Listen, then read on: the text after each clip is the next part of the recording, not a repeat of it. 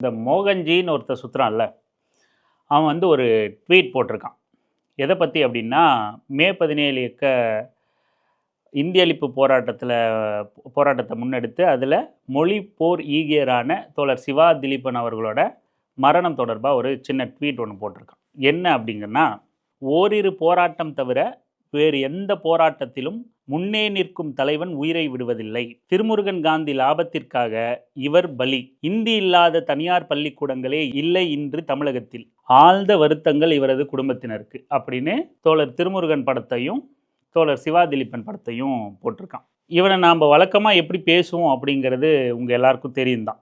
ஆனால் நம்ம இந்த விஷயத்தில் அப்படி பேச விரும்பலை. இப்போ அப்படி அவனை பேசக்கூடிய மனநிலையும் இல்லை. கோபம் உச்சகட்டத்தில் இருக்குது இவன் மீது. இருந்தாலும் இதை வெறுமனே கடுஞ்சொற்களால் சுடு சொற்களால் நம்ம பேசிட்டு போகணுன்னு நம்ம விரும்பலை. இவன் என்ன சொல்கிறான், தோழர் திருமுருகன் காந்தியோட தனிப்பட்ட லாபத்திற்காக தோழர் சிவா திலீபன் வந்து பலியிடப்பட்டார் அப்படிங்கிற மாதிரி சொல்கிறான். இப்போது இந்தி மொழி திணிப்பு வந்து ஒன்றிய அரசு அலுவலகங்கள்லேருந்து வேலை வாய்ப்புகள்லேருந்து பொதுமக்கள் பயன்படுத்துகிற அத்தனை இடங்கள்லையும் வந்து இந்தி மொழி திணிப்பு கட்டாயமாக நடைபெறுது. தமிழ்நாட்டை சார்ந்த எம்பியாக இருந்தாலும் அவருக்கு முழுக்க முழுக்க இந்தியில் கடிதம் எழுப்புது. நேற்று கூட பாராளுமன்ற உறுப்பினர் துரை வைகோ அவர்களுக்கு கடிதம் வந்து அதை கூட அவர் வெளியிட்டு கண்டன பதிவு போட்டிருந்தார். இப்படி அத்தனை இடங்களும் சாத்தியப்படுற அத்தனை இடங்களும் இல்லை, சாத்தியப்படுத்த முடியாத அத்தனை இடங்களையும் இந்தி வந்து திணிக்கப்படுது.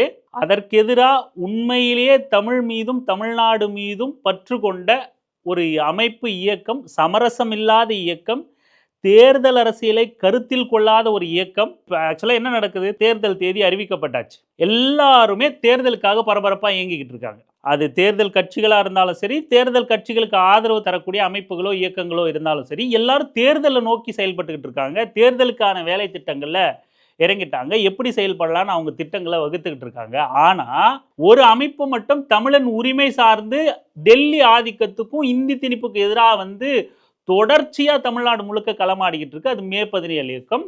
அனைத்து ரயில் நிலையங்களிலும் வந்து தங்களுடைய இந்தி ஆதிக்கத்துக்கு எதிரான, இந்தி திணிப்புக்கு எதிரான எதிர்ப்பை தெரிவிக்கிற வகையில் பல இடங்களில் இந்திய எழுத்துக்களை அழிச்சு, கருப்பு மை கொண்டு அழிச்சு, முழக்கங்கள் இட்டு, துண்டறிக்கைகளை விநியோகம் செஞ்சு, மக்கள்கிட்ட பிரச்சாரம் பண்ணி, மக்கள் ஆதரவை திரட்டி, பல இடங்களில் மாணவர்கள் கைதாகி, இயக்கத்தினர் கைதாகி, வழக்குகளை எதிர்கொண்டுகிட்டு, சிவா திலீபன் மாதிரியான இழப்புகளையும் எதிர்கொண்டுகிட்டு ஒரு இயக்கம் வந்து செயல்பட்டுக்கிட்டு இருந்தா, அந்த இயக்கத்தோட தமிழ்நாட்டுக்கான தமிழ் மொழிக்கான அர்ப்பணிப்பை ஒரு சின்ன சூழ்ச்சி வார்த்தையை கொண்டு எப்படி திசை திருப்ப பார்க்குறான் பாருங்க இந்த அயோக்கிய பைய எச்சசோறு திண்ணி. எப்படி திசை திருப்ப பார்க்குறான். இதில் என்ன லாபம் அடைஞ்சார் திருமுருகன் காந்தி, நீ கொஞ்சம் பட்டியலை கூட பார்ப்போம். ஆமாம்பா, இப்படி ஒரு போராட்டத்தை நடத்தி இப்படி ஒரு லாபம் அடைஞ்சிட்டாரு. ஈசிஆரில் அன்புமணி வீட்டு 150 கோடி பங்களாக்கு பக்கத்திலே இன்னொரு 200 கோடிக்கு ஒரு பங்களா வாங்கிட்டாரு.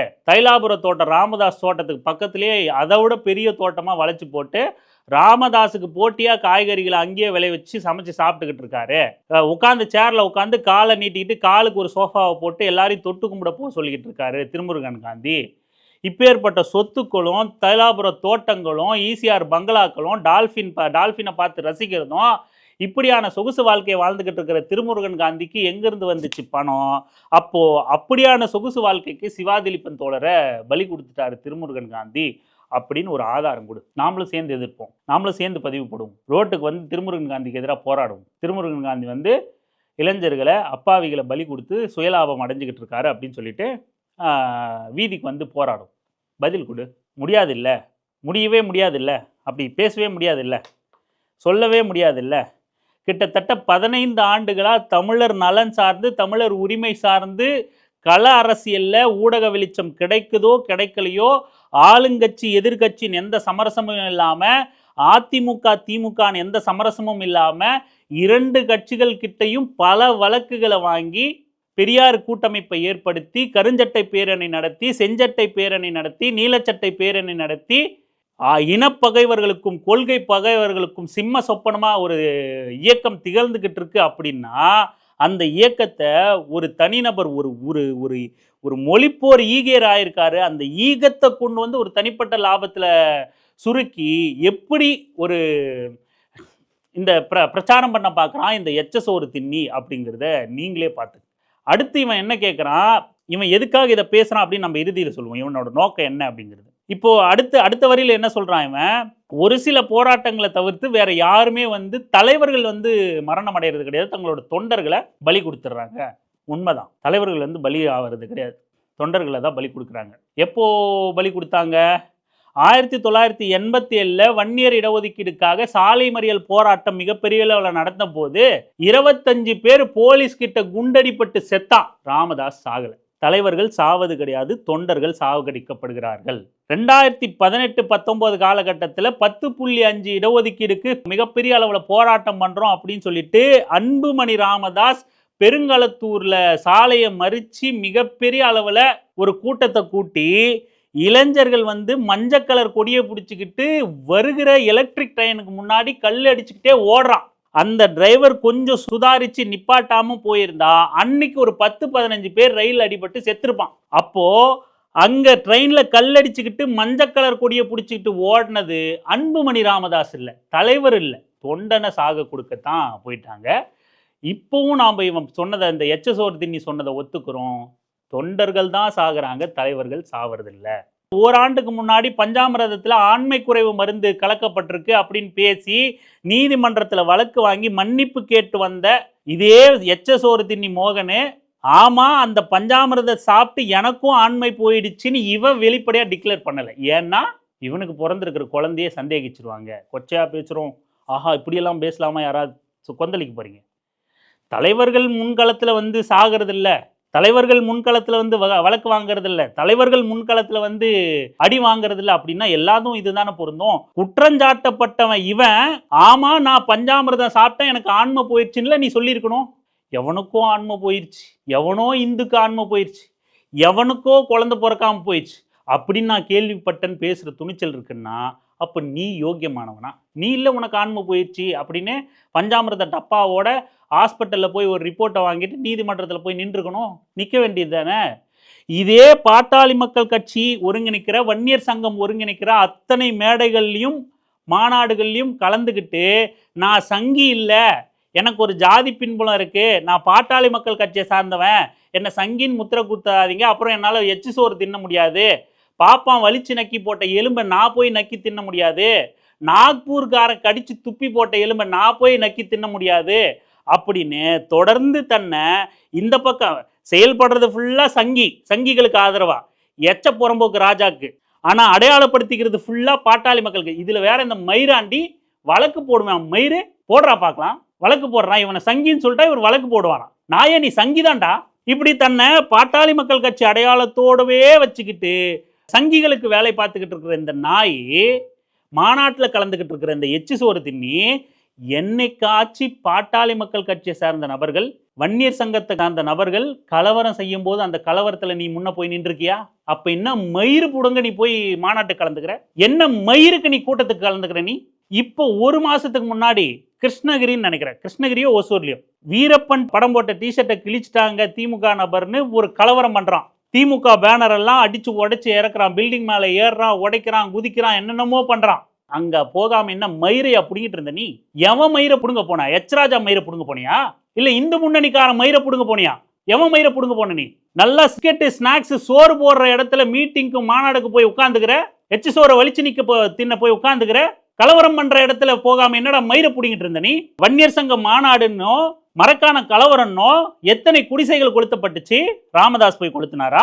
கொளுத்திட்டு ராமதாஸ் ஜெயிலுக்கு போனாரா? அன்புமணி போய் கொளுத்தினாரா? கொளுத்திட்டு ஜெயிலுக்கு போனாரா? அப்புறம் எப்படா கலவரம் நடந்துச்சு? நீ என்ன மயிரை புடிங்கிட்டு இருந்தாங்க கலவரம் செய்ய போகாம?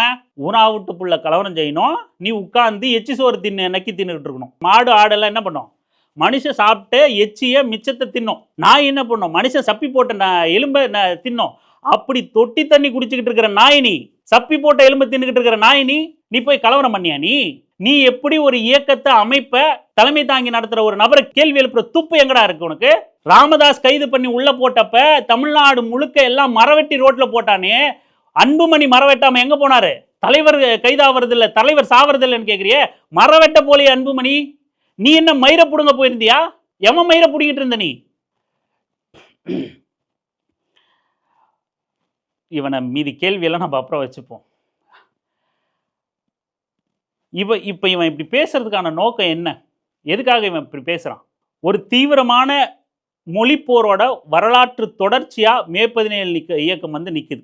மொழிப்போர் ஈகியர்களோட வரலாற்று தொடர்ச்சியாக நாம் வரலாற்றில் படிச்சுக்கிட்டு இருந்து அப்படி ஒரு அன்னைக்கு ஒரு மாணவர் எழுச்சி நடந்துச்சு, அன்னைக்கு ஒரு மக்கள் திரள் போராட்டம் நடந்துச்சு, அண்ணா காலத்தில் நடந்துச்சு, திராவிடர் கழகம் இயக்கம் தொடங்கின காலகட்டத்தில் நடந்துச்சு அப்படின்னு நம்ம புத்தகத்திலையும் சினிமாக்களையும் கதைகளையும் கேட்டுக்கிட்டு இருந்த காலகட்டத்தில் அதனோட வரலாற்று நீட்சி நாங்கள், வரலாற்று இன்னொரு வரலாற்றின் தொடக்கம் நாங்கள் அப்படின்னு மே 17 இயக்கம் வந்து நிற்கிறதையும் சிவாதிலிப்பன் அவர்களோட மொழிப்போர் ஈகத்தையும் கொச்சைப்படுத்த இங்க வெளிப்படையா கொச்சைப்படுத்த பாஜக ஆர்எஸ்எஸ் கும்பல் வெளிப்படையா மக்கள்கிட்ட அம்பலப்பட்டுரும் அப்படிங்கிறதுனால அச்சப்பட்டுக்கிட்டு ஓரம் ஒதுங்கி நிற்கும் போது நாம் தமிழர் எலும்பு பொறுக்கிகள் எல்லாம் அவதூறு பரப்ப களத்துல அவரோட மரணத்துக்கு முன்னாடி கிளப்பினும் போது அவனுங்களும் கூட அச்சப்பட்டுக்கிட்டு இந்த ஈகத்துக்கு கருத்து தெரிவிக்க அமைதியா இருக்கும்போது எந்த தளத்திலிருந்தும் எதிர்கருத்து வராத போது இந்த எச்ச தொட்டி தண்ணி குடிக்கிற பைய சப்பி போட்ட எலும்பை திங்கிற எச்ச சோறு திங்கிற பைய வந்து இப்படியான ஒரு கருத்தை வந்து ட்விட்டர்ல பதிவு பண்றான். யார் இவனை அனுப்புறா அப்படிங்கிறத நீங்களே புரிஞ்சுக்க. ஒரு மொழி நம் மீது ஆதிக்கம் செலுத்துதா இல்லையா, நம் வேலை வாய்ப்பை பறிக்குதா இல்லையா, நான் இருக்கிற இடத்துல என் மொழிக்கு இல்லாத இடம் எவனோட மொழிக்கும் இங்க என்னடா இடம் அப்படிங்கிற கேள்வி எல்லா தமிழன் மனசுல இருக்கா இல்லையா, பாட்டாளி மக்கள் கட்சியை சேர்ந்த தொண்டனுக்கு இருக்கா இல்லையா, கேள்வி எழுப்பணுமா இல்லையா? அப்பேற்பட்ட ஆதிக்கத்தை எதிர்த்து ஒரு இயக்கம் களத்துக்கு வருது அப்படின்னா உனக்கு துப்பு இல்லைனாலும் களத்துக்கு வந்தவங்களை கலங்கப்படுத்தாம இருக்கணும் இல்லையா?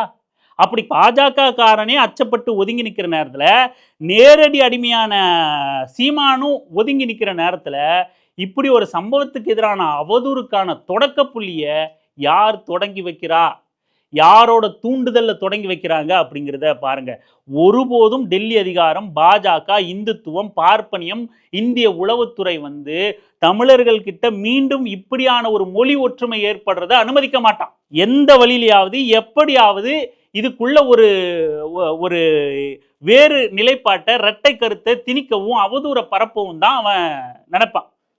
அப்படியான ஒரு வேலையை தொடங்குறது யாருக்கிட்ட இருந்துன்னா, நமக்கு எப்பவுமே கடிச்சு போட்ட எச்ச எலும்பை சப்பி போட்ட எச்ச எலும்பை திங்க ஒருத்தன் இருக்கான், அவனுக்கு ஒரு ஜாதி அடையாளம் இருக்கு, சங்கிகளுக்கு வேலை செஞ்சாலும் இந்திய உளவுத்துறைக்கு வேலை செஞ்சாலும் அவனை ஒரு ஜாதி அடையாளத்தில் நம்ம ஒளிய வச்சிருக்கோம், அவனை வச்சு நம்ம இப்போ பயன்படுத்துவோம் அப்படின்னு இந்த தெருப்பொறிக்கு புறம்போக்கு களத்தில் இறக்கி விட்டுருக்கு இந்திய பார்ப்பனியம், பாஜக ஆர்எஸ்எஸ் கும்பல். அதனால தான் அத்தனை பேரும் மொழி உணர்வு தமிழர்கள் கிட்ட தீ மாறி பத்திக்கக்கூடிய விஷயம் அப்படின்னு தெரிஞ்சும் அத்தனை பேரும் அச்சப்பட்டு விலகி இருக்கிற நேரத்திலையும் இந்த எச்ச பொறிக்கு துணிந்து இந்த மாதிரியான கருத்தை வந்து வெளியிடுறான்.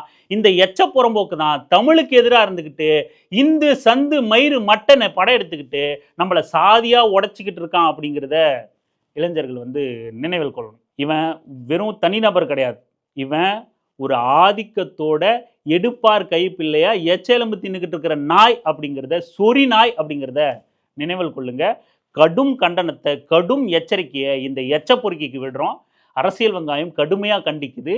தொடர்ந்து இந்த எச்ச பொறுக்கிக்கு பதிலடி கொடுப்போம்.